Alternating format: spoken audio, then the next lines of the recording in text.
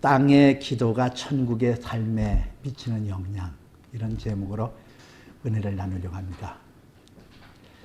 지난 주간에 저희 집사람하고 일산에 갔다가 저녁을 먹었어요. 생선구이인데요. 돌솥밥이 아주 고슬고슬하고 맛있더라고요. 생선도 맛있고. 이제 저는 여러분은 어떤지 몰라도 아주 입맛에 딱 맞는 그런 음식 먹으면 기분이 굉장히 좋아지거든요. 그래서 밖에 나오니까 산들거리는 가을바람이 그렇게 좋았고, 그래서 제 아내 손을 잡고 걸어가면서 제가 이렇게 얘기했어요. 아니, 음식도 이렇게 입맛에 딱 맞는 음식 먹으면 이렇게 행복하고 좋은데 내 마음에 쏙 드는 사람하고 평생을 사니까 얼마나 행복하냐고 이렇게 얘기를 했어요. 제가 무엇을 얘기하려고 그럴까요? 제가 군대 제대하고 3년간 제 아내 구했거든요.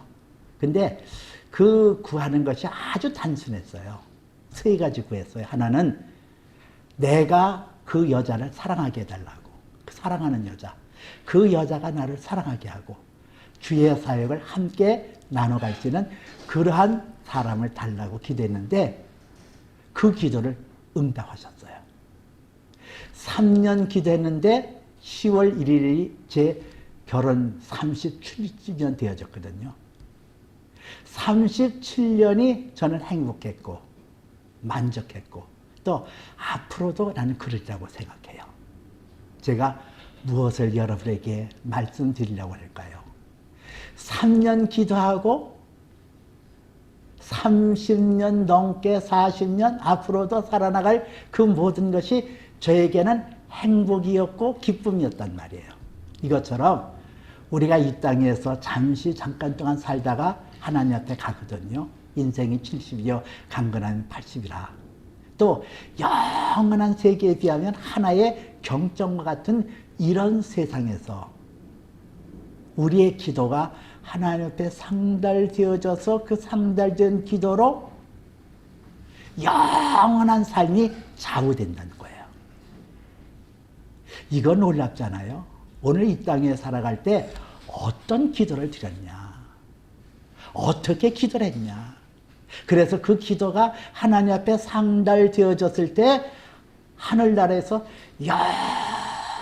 영원한 삶이 좌지우지된다는 거예요. 우리가 생각할 때는 천국에 가면 누구나 다 기쁨을 얻기를 원하고 또 그렇게 되리라고 생각하잖아요. 근데 마태복음 25장 21절에 보니까 충성된 종에게 예수님께서 하시는 말씀이 나와요. 잘했도다 착하고 충성된 종아, 내가 적은 일에 충성하였으니 내가 더 큰 것을 맡기리니 너는 네 주인의 즐거움에 참여할지어다 그랬거든요. 근데 여기서 내 주인의 즐거움에 참여할지어다 할 때에 그 내 주인의 즐거움, 내 주인의 즐거움, 이것을 Your Master's Happiness라는 단어를 썼더라고요. 이 해피니스라는 것은 헬라로 카라라는 단어를 썼거든요.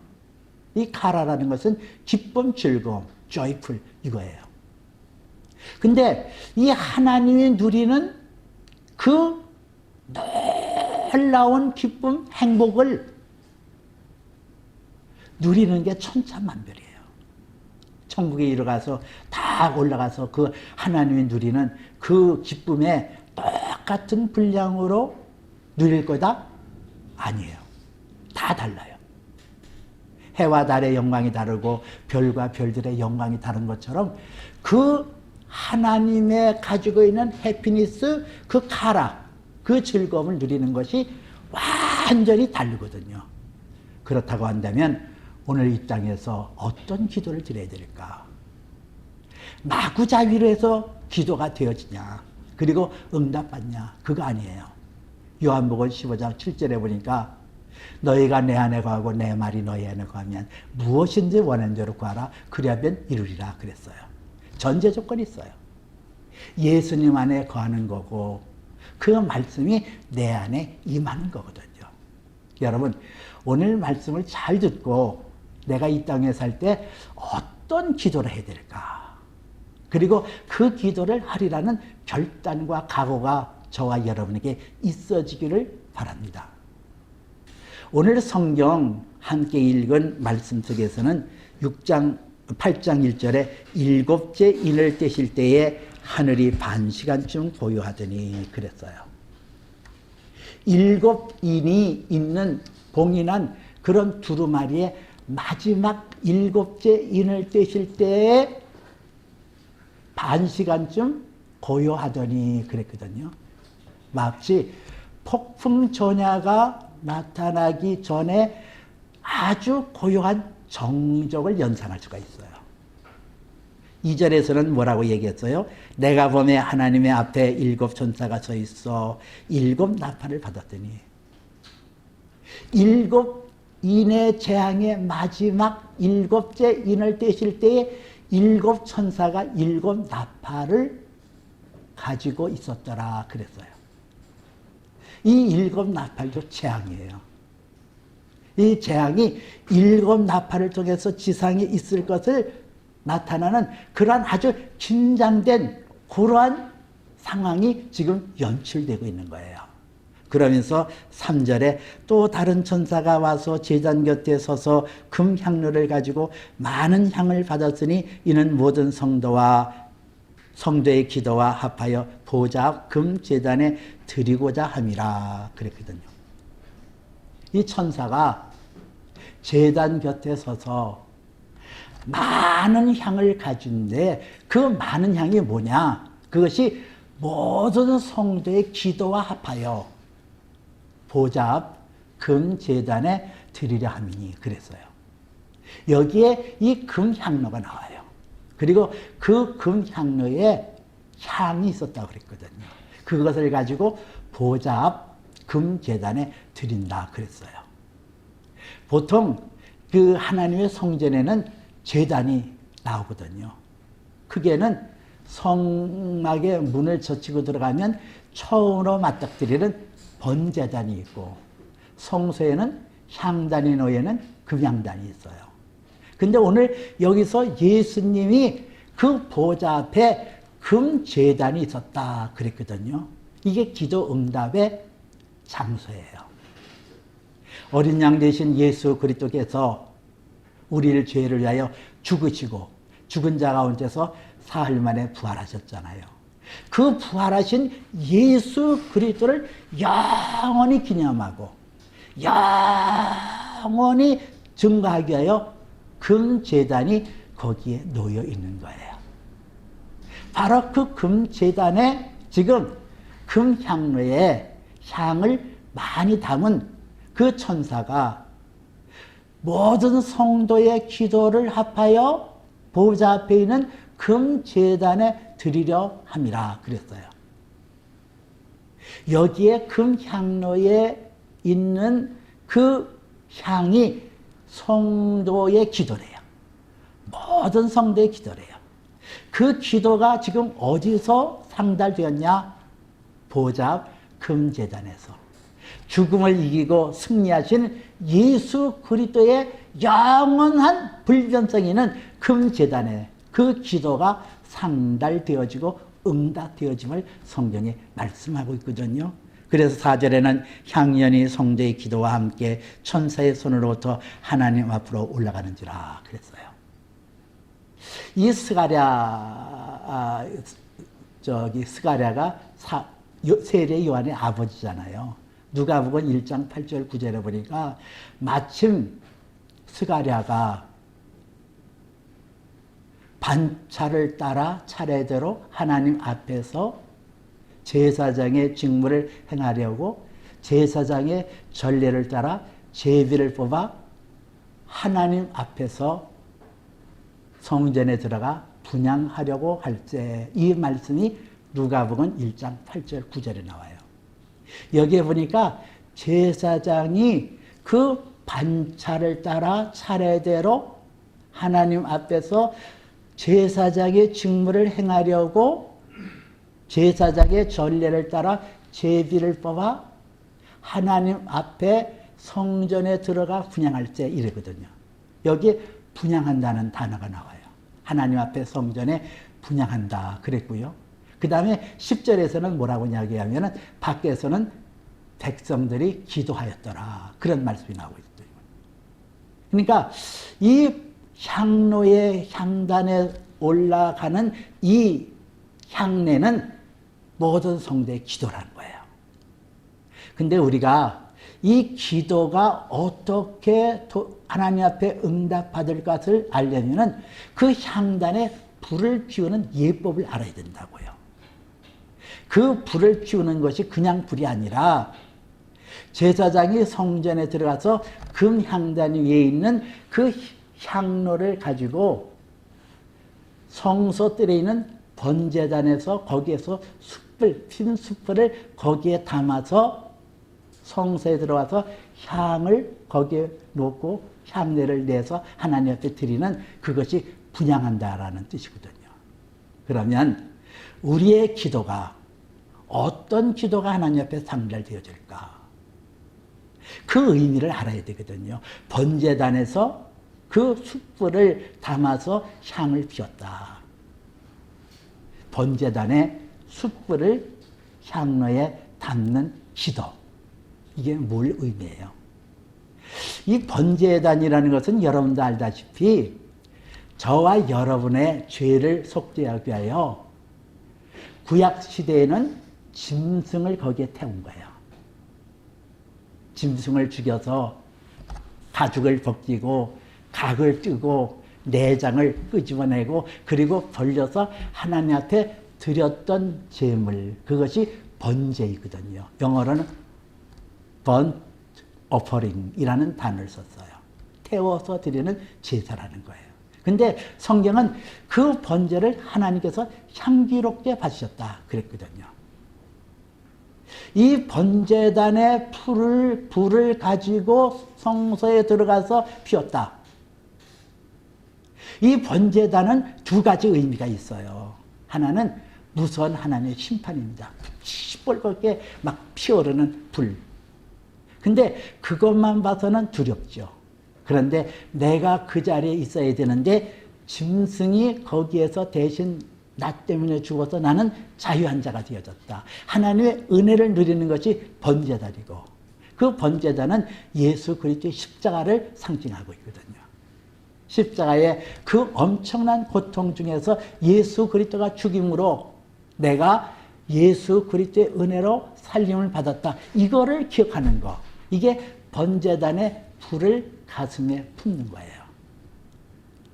제가 지난주에도 말씀드렸듯이 40일 금식 기도할 때에 할머니 집사님 계셨다 그랬잖아요. 나는 그분을 통해서 기도에 대해서 배웠어요.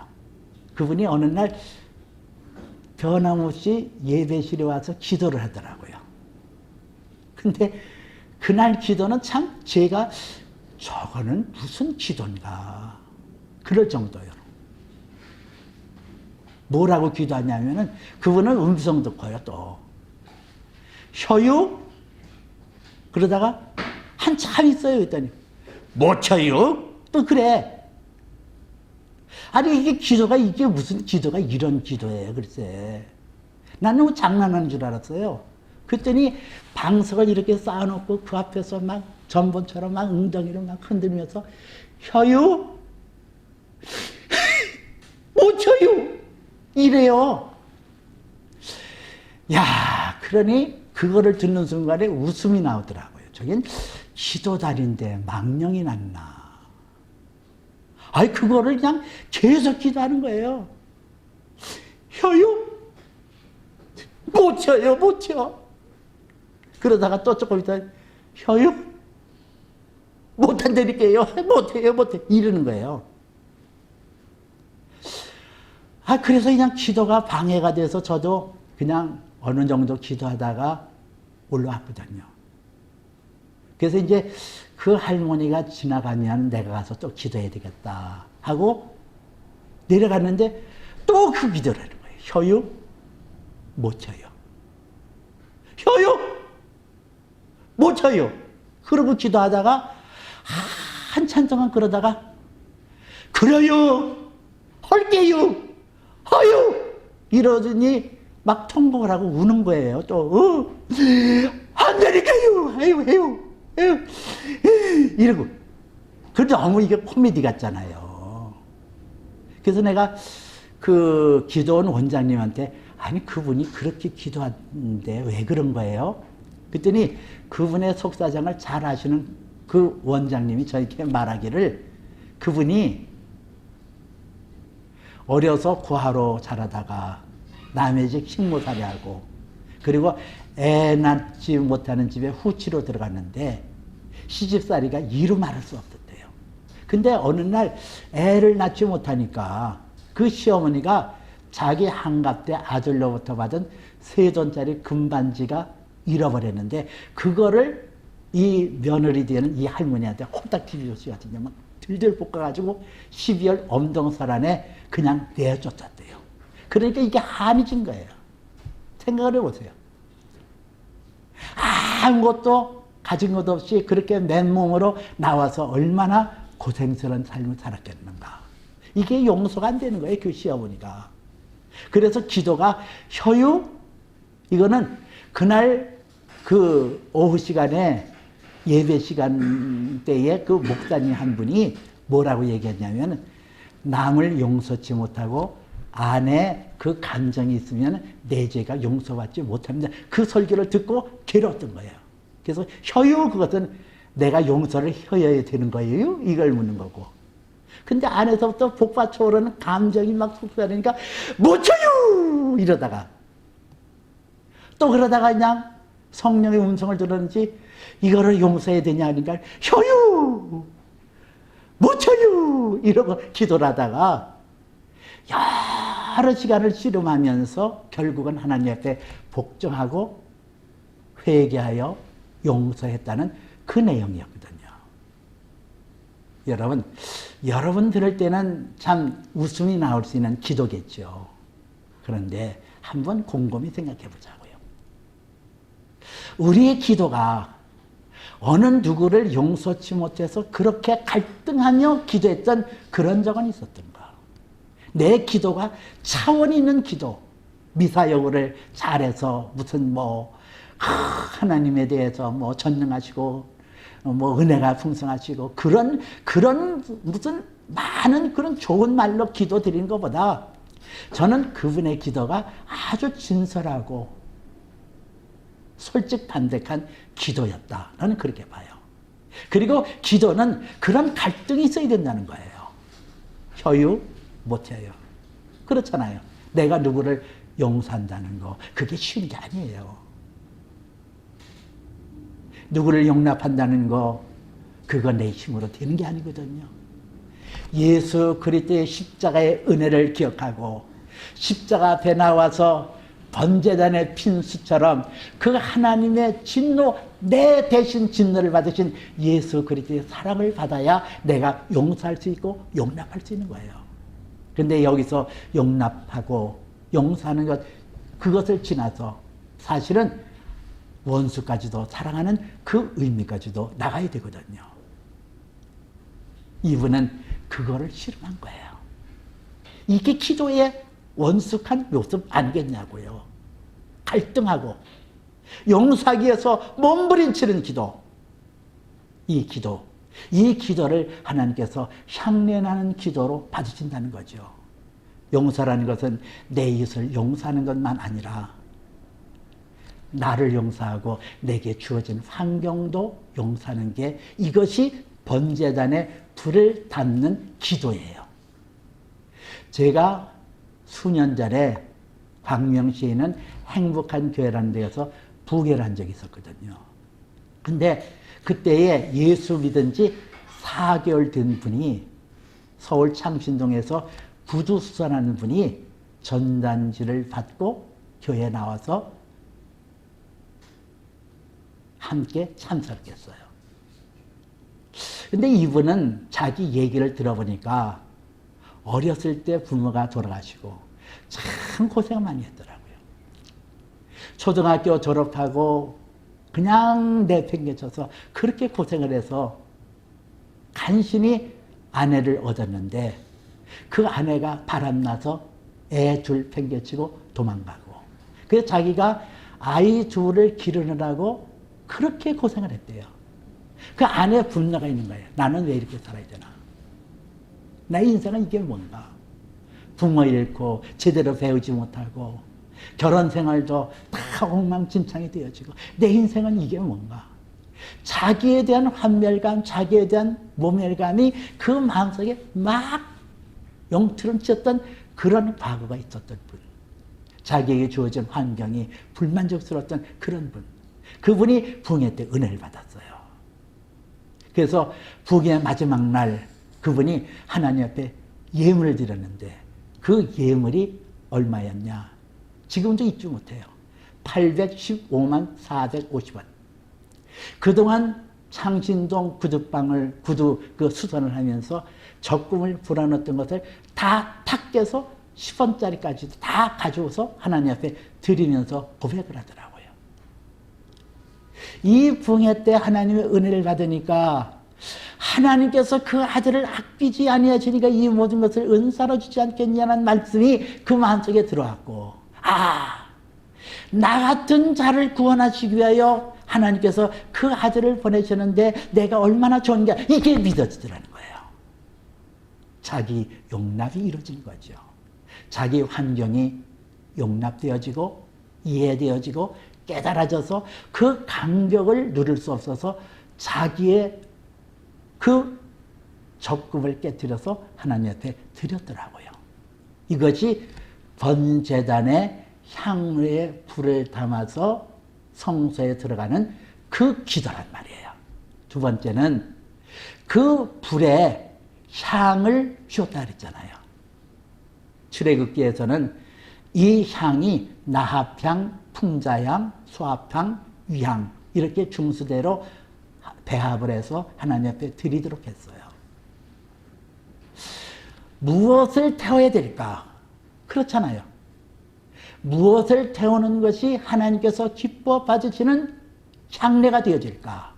조금 전에 말씀드린 것처럼 번제, 하나님 앞에 드려지는 그 번트 오퍼링이라는 번제의 그 제물을 받으시고 하나님께서 향례로 맡으셨다 그랬어요. 예수 그리스도께서 십자가에 못 박혀 당신의 몸을 들이셨을 때 하나님께서 그 예수 그리스도의 십자가의 사건을 하나님께서 기뻐 받으셔서 빌립보서 2장에 보니까 그를 지극히 높여 하늘에 있는 것이나 땅에 있는 것이나 땅 아래 있는 것들이 다 그 이름 앞에 무릎 꿇고 주라 신하게 하시느니라 그렇게 얘기하잖아요. 하나님 앞에 드려지는 번제, 그 번제도 향례로 기쁘게 받으셨던 하나님, 아들 예수 그리스도의 십자가를 통해서 당신의 생명을 드렸던 것을 온 우주의 모든 것을 통틀어서 기쁨으로 받으셨던 그 하나님, 그 하나님이 무엇을 우리에게 요구하실까요? 무엇을 하나님 앞에 드려서 향례로 드릴까요? 고린도후서 2장에 보니까 우리는 구원을 얻는 자에게나 망하는 자들에게나 하나님 앞에서 그리스도의 향기니 그랬어요. 우리가 예수 그리스도를 믿어서 하나님 앞에 드려지는 향례와 같은 그러한 존재로 하나님 앞에 쓰임받는데 어떤 것이 과연 향례가 되어질까요? 로마서 12장 1절에 보니 하나님의 모든 자비하시오는 너희를 권하노니 너희 몸을 하나님의 기뻐하시는 거룩한 산제물로 드리라. 이는 너희의 마땅히 드릴 영적 예배니라 그랬거든요.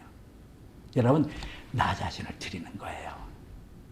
이제는 예수님이 나 위하여 십자가에 못 박혀 당신을 주셨으니 나도 그 예수 그리스도를 본받아 하나님 앞에 나 자신을 드리는 그 자세가 필요하지 않냐는 거예요. 여러분은 예배를 통하여 나의 몸을 드려요. 내가 힘써 애써 수고하여 얻은 그 물질을 하나님 앞에 아낌없이 드림으로 막달라 마리아가 자기의 향유 한 옥합을 깨뜨려 주님 앞에 부어드린 것처럼 그렇게 우리는 헌신하고 나의 것을 드림으로 우리는 하나님 앞에 향례가 될 수 있다는 얘기예요. 그리지 향기가 될 수 있다는 거예요. 어떤 분은 자꾸 교회 나오면은 뭐 헌금을 얘기한다 그래서 막 그냥 그거에 대해서 아주 저항하는 사람도 있더라고요. 아니에요. 그거 아니에요. 할 수만 있으면. 할 수만 있으면, 아니!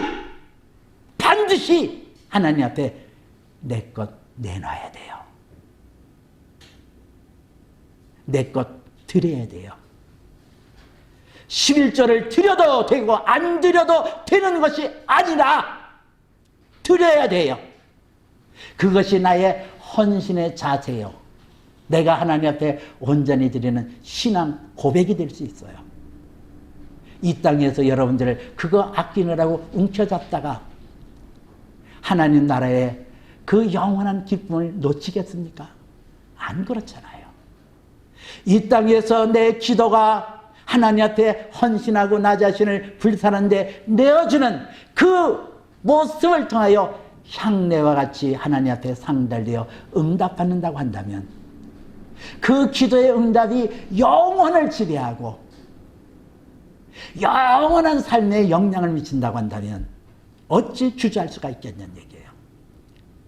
어떤 분은 이 세상에서 열심히 살아서 돈을 모아가지고 자식한테 물려주는 참 어리석은 사람이 무수히 많아요. 넓은 길로 들어가도록 하는 것, 멸망의 길인다는 것을 알지 못합니까? 내 자녀에게 집 사주고 자동차 사주고 평생을 먹고 사는데 부족함이 없도록 다 채워준다. 그래서 넓은 길을 인도해주고 넓은 길을 안내해줬다. 근데 그것이 사망의 길이요 멸망의 길이라고 한다면 내 자녀에게 내 물질을 유산으로 남겨주는 것이 현명하겠냐는 얘기예요. 그거 아니에요. 하나님 앞에 나를 불사는 데 내어줘서 한 줌 채로 남는 것처럼 내 인생에 가졌던 모든 것을 주님 앞에 다 바치고 한 줌의 흙으로 들어가는 그것이 영광스러운 것 아니겠냐는 얘기예요. 이 땅의 삶뿐만 아니라 영원한 삶이 기다려지고 내가 이 땅에서 하나님 앞에 드려지는 기도가 내가 하나님 앞에 드려지는 그 간구가 하나님 앞에 상달되어서 응답받아 영원한 삶의 요 메소드 해피니스라는 내 주인의 즐거움에 참여할지어다 그 말씀에 순종한다고 한다면 내 것을 그렇게 아끼고 내 자식을 위해서 내 자식이 내 영혼을 책임져줘요. 내 영원한 내 생명을 내 자식들이 보장해 주겠냐고요. 나도 망하는 길, 내 자식도 망하는 길을 가는 어리석음, 그 어리석음에서 벗어나야 돼요. 아니에요. 하나님 앞에 다 드리고 한 줌의 채로 돌아가세요. 여러분의 인생이 하나님 앞에 다 바치고 한 줌의 채로 들어가세요. 살리는 것은 영이니 육은 무익한 것이라 그랬어요. 유익의 것은 한 줌의 채로 가지만은 내 영혼은 하나님 나라에서 영광스럽고 보배스러운 그 나라의 주인의 즐거움에 참여하게 되어질기 때문에 그래요.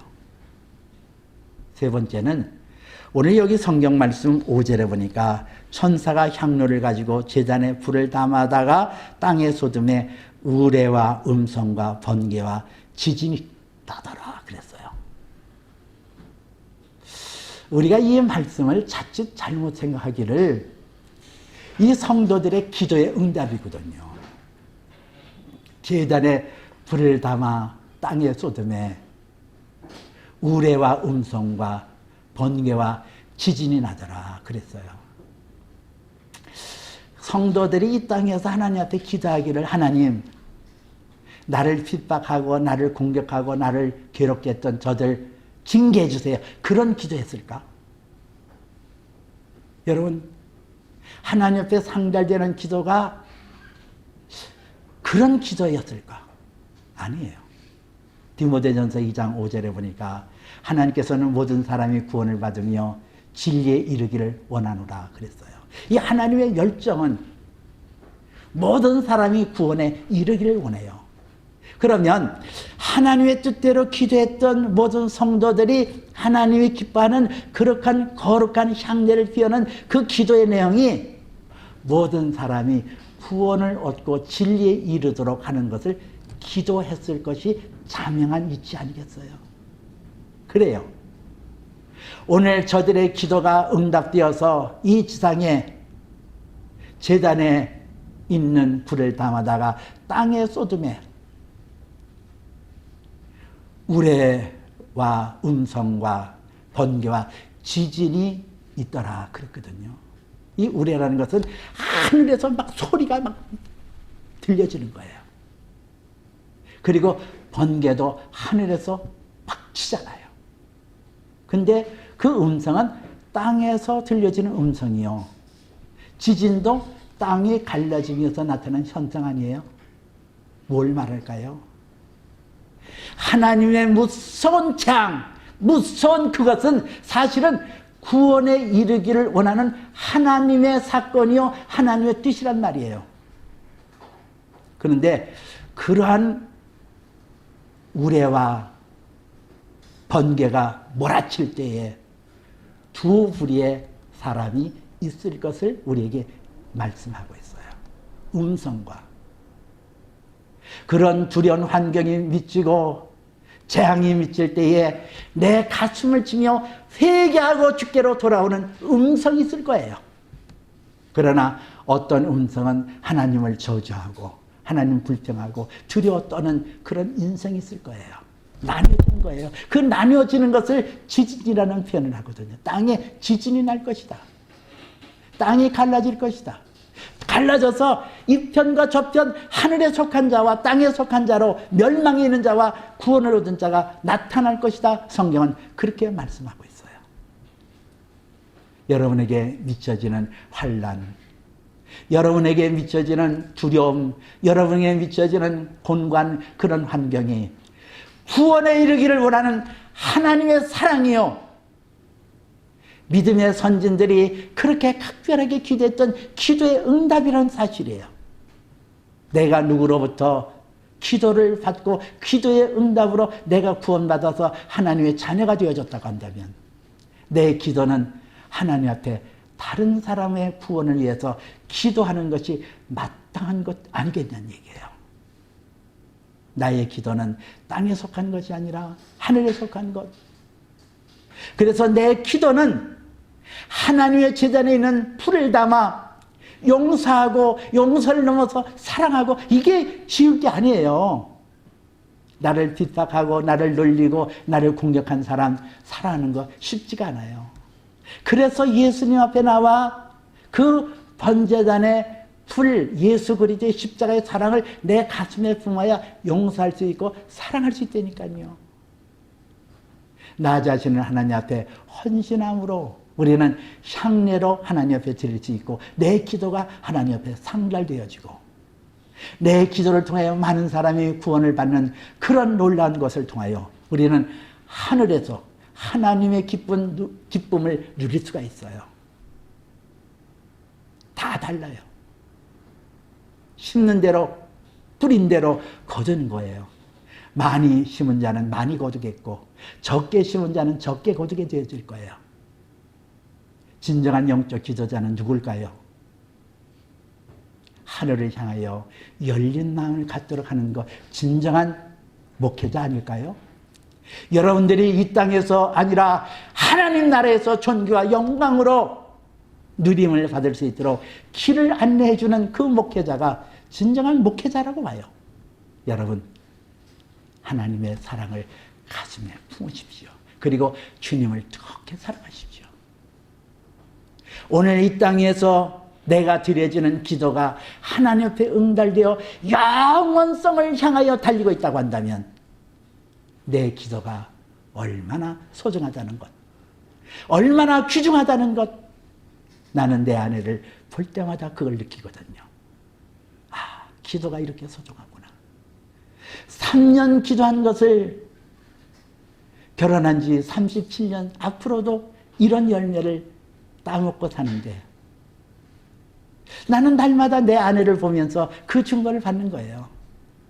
이 땅에서 하나님 앞에 상달되는 기도가 하나님 나라에서 얼마나 큰 영향을 차지할까.